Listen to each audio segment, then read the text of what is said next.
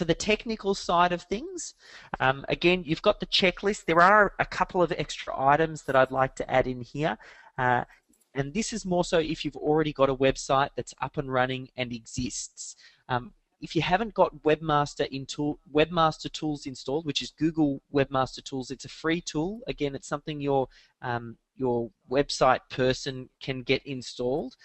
You want to have a look inside there because that is the area that Google uses to communicate with you. If they don't like something about your website, they'll send you a message in there, and they'll make notes on things like duplicate content, or if they're having trouble navigating around your website, or maybe your sitemap has errors, or maybe it doesn't like something in your backlink profile. They'll communicate that through to you through Webmaster Tools.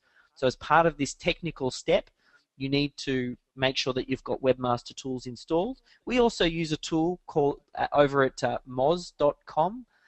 They have some tools as well that give me further insight. But again, that's more for an SEO person and whether or not you want to go down that route. And really, Webmaster Tools should be more than enough. I would only do that if you're working on a really big site, or you're coming up against some big competition, or you've got some serious issues because you might have done some bad things in the past.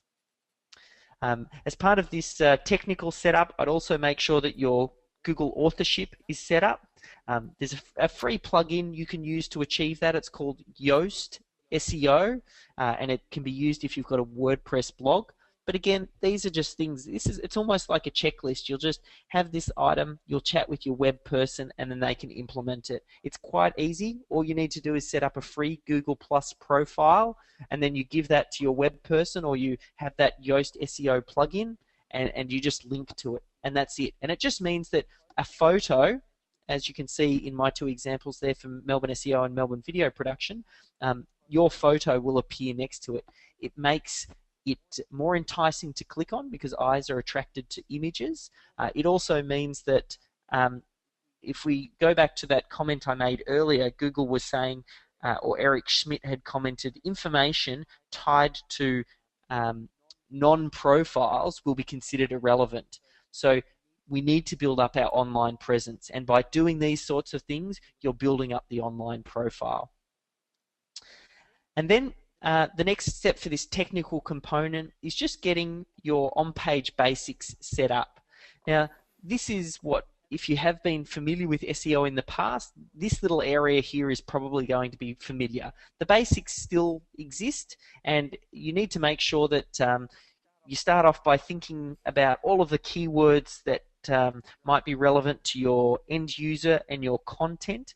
You know, build a list of your different business names and brands and products. Hop into Google Analytics while you still can. If your website's a little bit old, you can have a look inside your Google Analytics and see what keywords people have found your website in the past, because as I mentioned earlier, they've now got not provided and they're starting to block that information. So we might as well capture what we can while we still have it.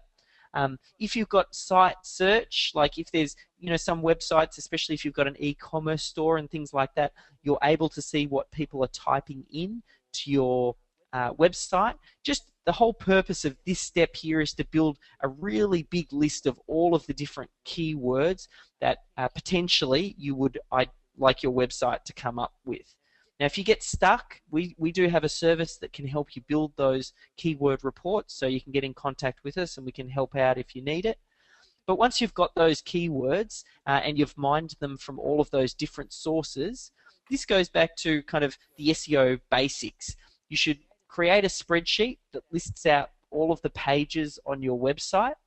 You should have one of the keywords that you assign to each page, so one keyword per page, and then once you've got those assigned, I'll show you where to put the keyword. You just need to put it in for each page. So if you think you list out all of the pages on your website, once you've got through all of your technical issues that you found inside Webmaster Tools, you list out all of your pages, and then you assign those keywords, one keyword per page.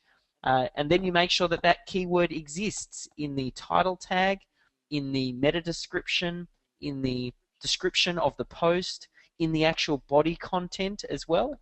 And again, if you've got the Yoast SEO plugin that I talked about, there are fields inside there. If you've got a WordPress blog, that it'll show you exactly where to enter these in. There are plenty of different tutorials, and we've got different tutorials on our YouTube channel that are free.